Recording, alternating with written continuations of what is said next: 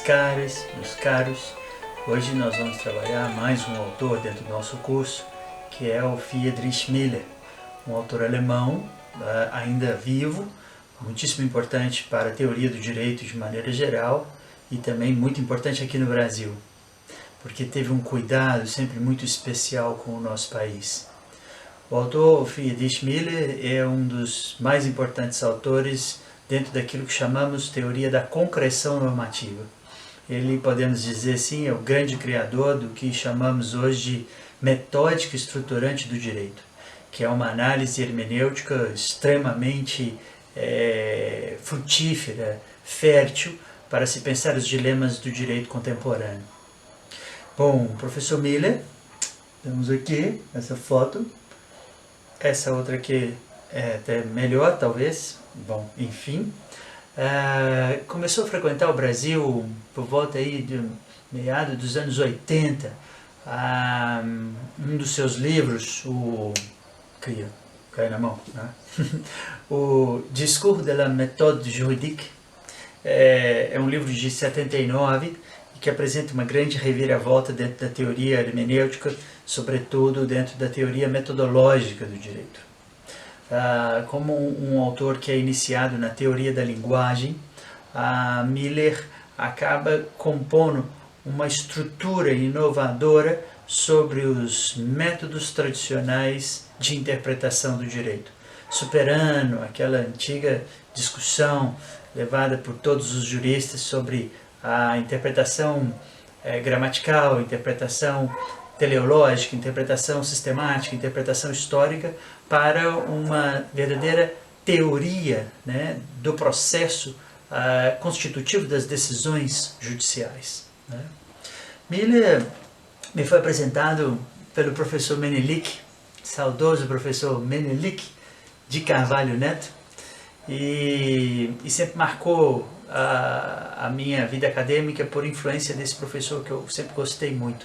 Foi meu professor no mestrado e no doutorado, tenho grande estima. Hoje é professor da UNB. E um grande amigo que o professor Miller teve no Brasil foi o professor Paulo Bonavides, que, no meu ponto de vista, é o maior jurista vivo e talvez o maior jurista da história do nosso país. Maior que Pontes de Miranda, Clóvis Bevilacqua e tantos. Pois bem, nos ocupemos de compreender o método proposto por Friedrich Miller, o processo de concreção normativa segundo a sua perspectiva. Eu vou apresentar esse quadro de forma mais didática possível, tentando trazer os elementos essenciais dessa discussão. Miller é um autor alemão, e como todo autor alemão, ele faz a gente ler o texto grifando dessa forma cada uma das suas páginas.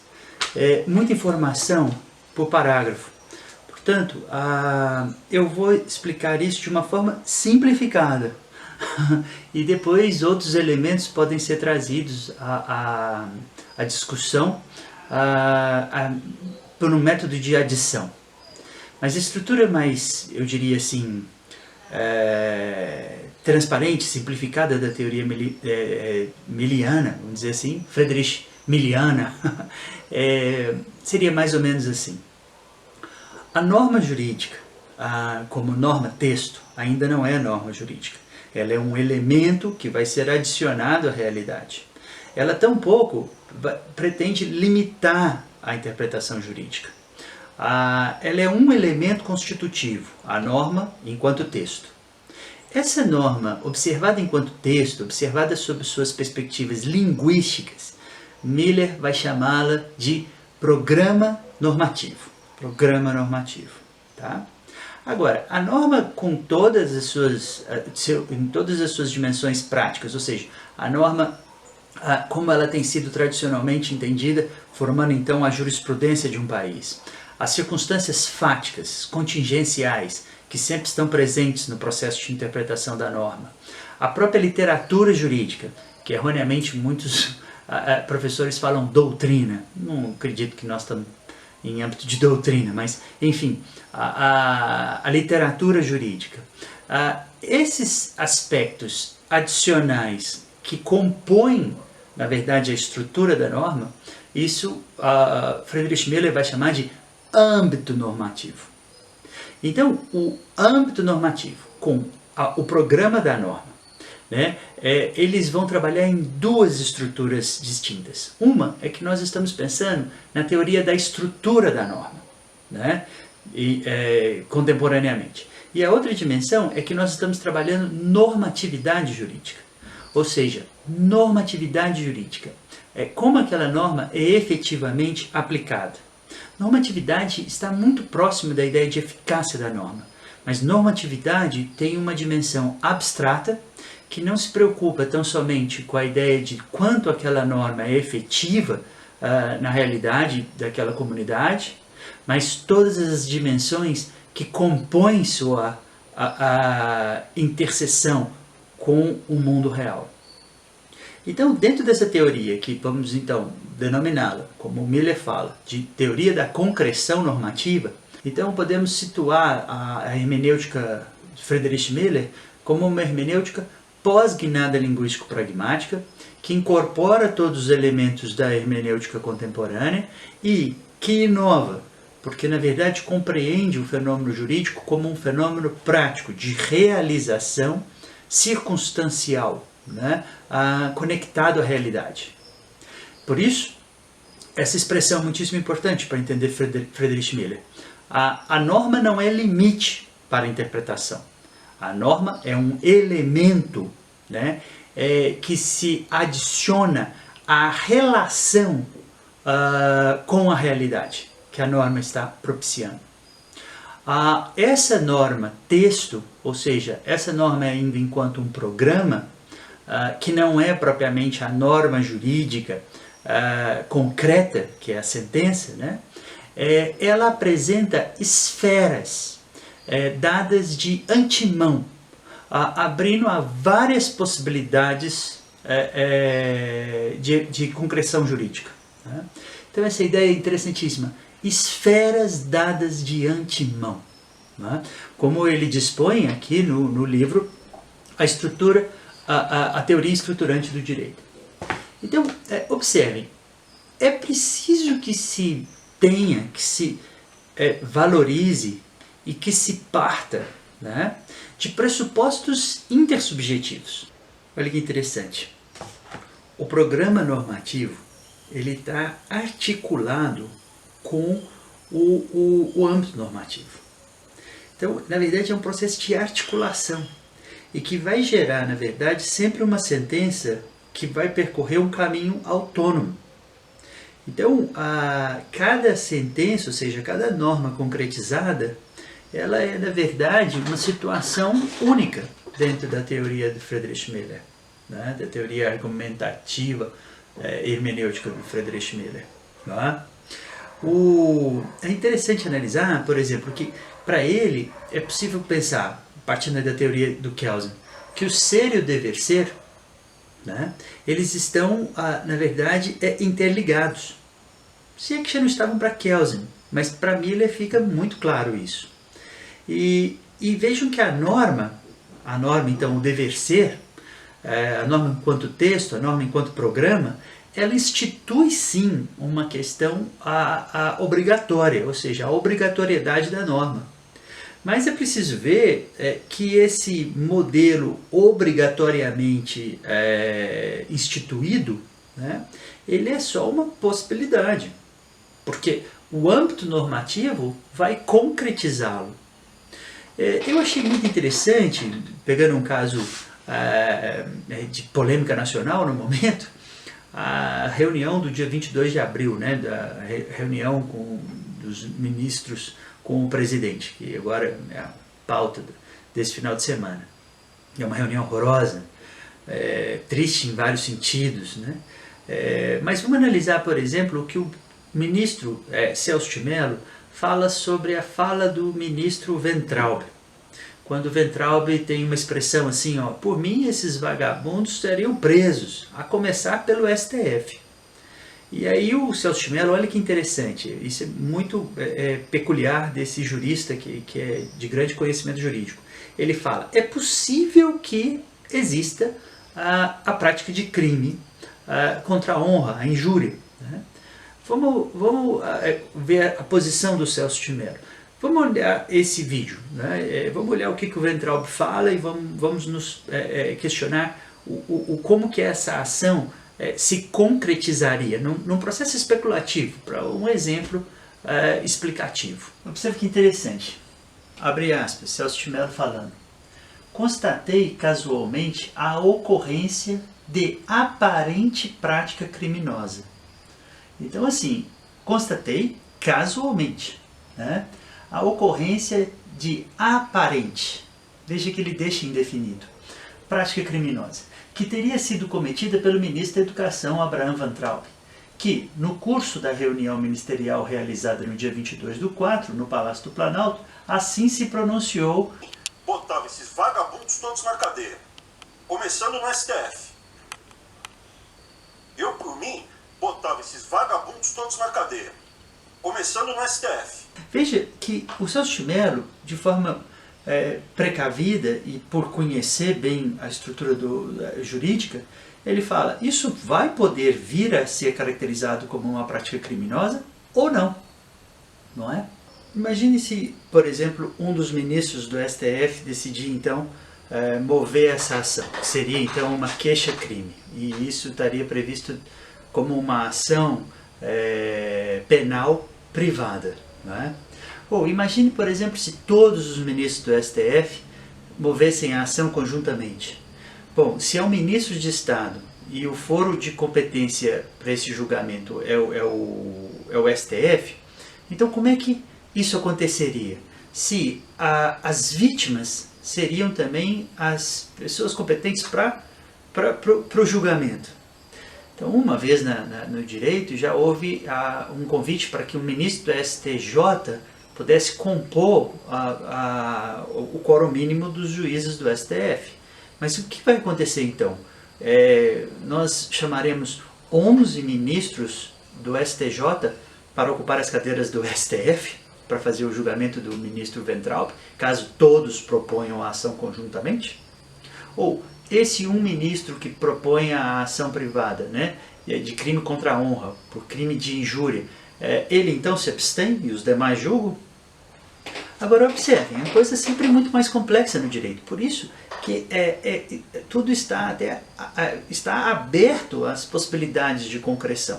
A norma é um princípio obrigatório, mas ela apenas é um elemento constitutivo, porque, por exemplo, é possível pensar que essa ação, porque o ministro Abraham Weintraub compareceu à reunião representando o Ministério da Educação e ele fez uma acusação contra outros representantes, servidores públicos, no exercício de suas funções, então nesse caso eu caminharia para uma ação penal pública condicionada à representação? Então, eu tenho aí digamos assim, dois caminhos. Ou uma ação privada de crime contra a honra, apresentada por meio de uma queixa-crime, que é uma ação penal privada, ou quem sabe eu desloco isso para uma ação pública, né? Uma ação penal pública condicionada à representação, então apresentada ao MP. E depois, como que esse crime de fato vai concretizar-se?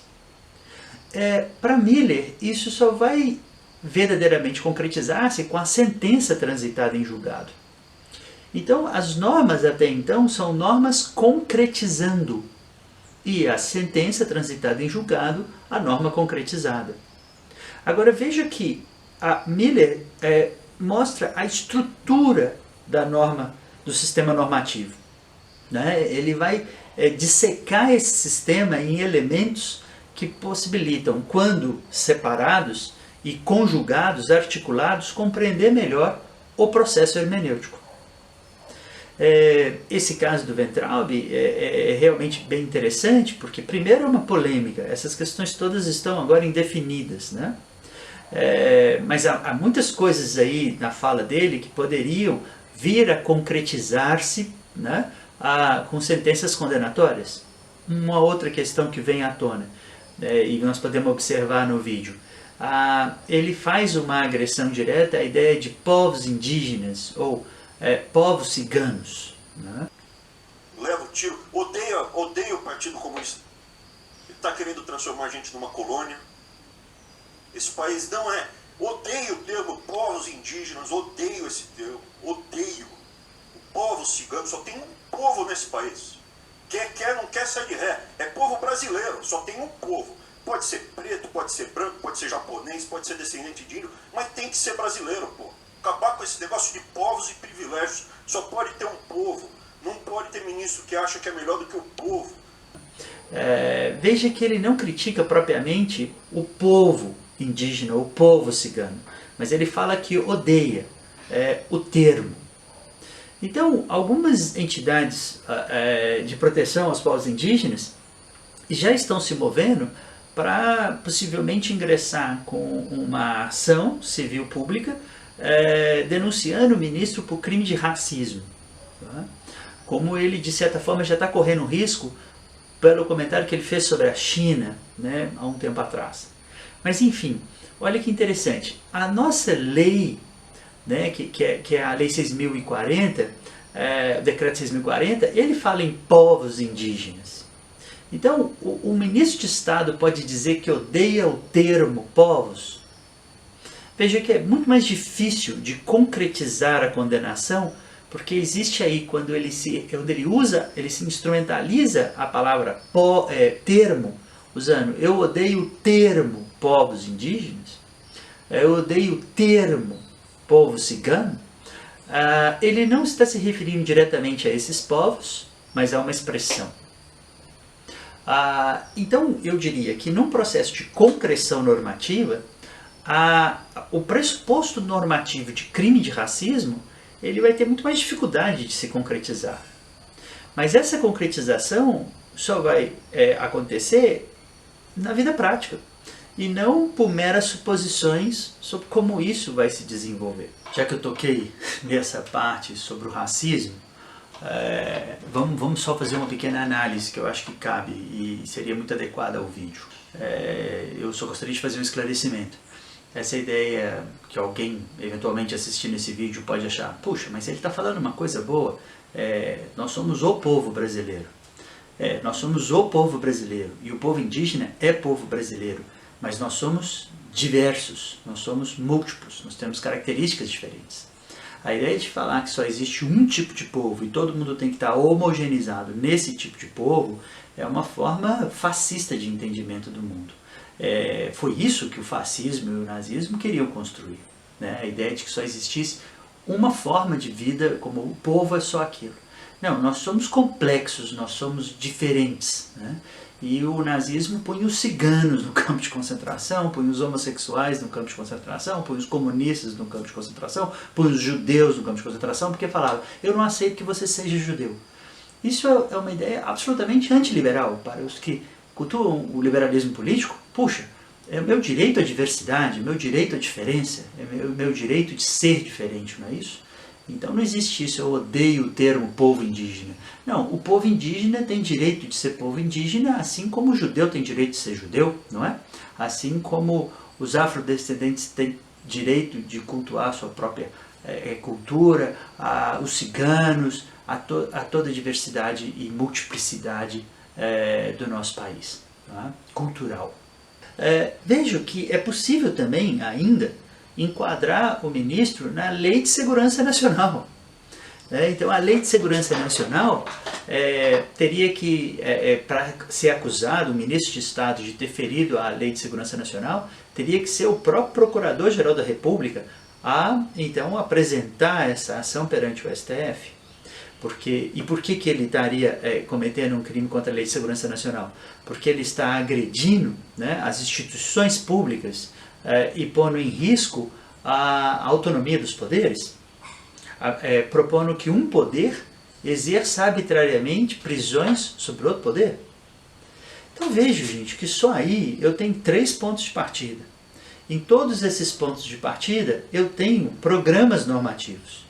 E esses programas normativos só vão se concretizar quando envoltos com todo o âmbito normativo isso então concretizar-se, e se concretizar-se pela declaração do crime, né, então teríamos, enfim, a norma concretizada, ou seja, para Miller, a norma jurídica propriamente dita. Mas veja que essas possibilidades, elas estão abertas, e o sistema jurídico acaba dando, então, sentido ao programa da norma, quando o programa da norma se concretiza a partir de todos os outros elementos que só são possíveis de conhecimento e passam a interagir dentro da prática construtiva jurídica a partir daquilo que chamamos de âmbito normativo. Observem que, segundo Miller, o ordenamento jurídico ele é sempre parcial. Ele é, portanto, cofundador, né, de sua própria normatividade. A norma jurídica ela abre esferas, né, de possibilidades de concreção normativa. Ela trabalha com aquilo que é possível ser concretizado. O direito, então, é um fenômeno em processo estruturante, em busca de concreção autônoma a partir de conflitos humanos que precisam de um diagnóstico único e quase sempre irrepetível. Existem as ações simples que são julgadas de forma célere, mas o que o Miller está focando é a complexidade desse fenômeno qual estamos envolvidos se estamos dentro do mundo jurídico. Cadê o livro? Bom, quando a gente está gravando o vídeo, descobri que tem uma mágica possível. É só fazer assim, ó, bater uma palma, concentrar para o livro aparecer e ele aparece, quer ver? Ó? Uau! Funciona! Vamos ver se eu acho agora aqui a passagem. Página 224. Vejamos lá. A normatividade da norma engloba sempre as estruturas materiais reais do âmbito normativo, bem como as estruturas materiais de tal âmbito formuladas como estruturas possíveis na realidade e, como normatividade materialmente determinada, é co-caracterizada e co-fundamentada por tais estruturas. Faz muito sentido agora? Acho que o exemplo nos ajudou bastante. Então façamos de pronto algumas conclusões. A primeira coisa que eu gostaria de deixar claro para encerrar esse vídeo é que o ordenamento jurídico, então, ele deve ser visto como um ordenamento jurídico parcial. Tá? Portanto, ele vai ser visto na linguagem de Miller como um modelo, tá? Para que as circunstâncias reais o determinem. Essa noção de modelo, eu acho essa expressão muitíssimo rica, porque, por exemplo, quando um artista ele vai construir algo tendo por base um modelo, significa que o seu processo de concreção está vinculado obrigatoriamente àquele modelo, mas certamente será algo diferente devido a todo o seu processo de construção.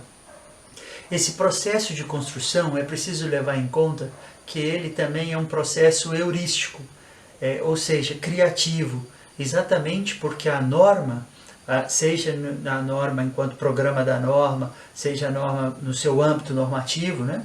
A norma é só um elemento parcial.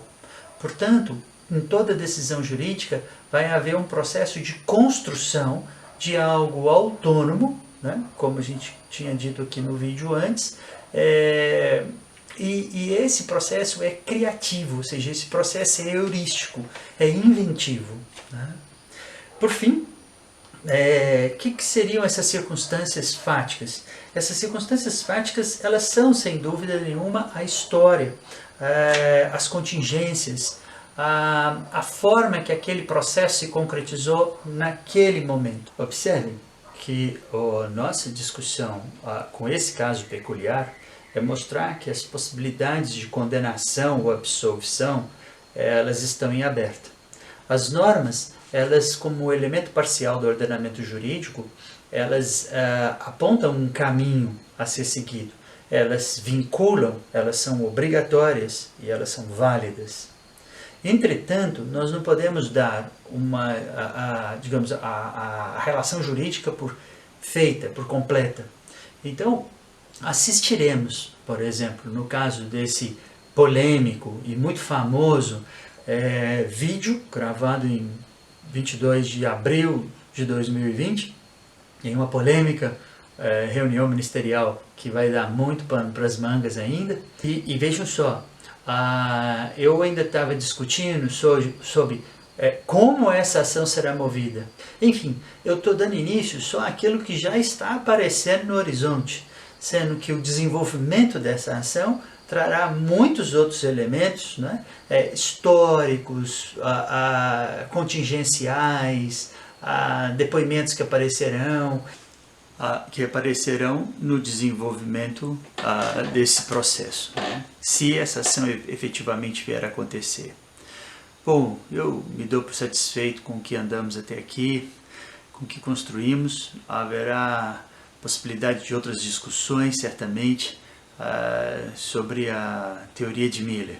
Ele é extremamente original. Um outro ponto que me interessa muito é sua discussão sobre quem é o povo, né? E esse é um livro até que eu coloco aqui agora. É um livro muito especial do Friedrich Miller, e o discurso constituinte do povo, né? Pegando prática, fragmentos sobre o poder constituinte do povo, um livro pequeno e bem interessante. Enfim, muito feliz com tudo que fizemos até agora, agradeço a atenção e missão cumprida, encerrado.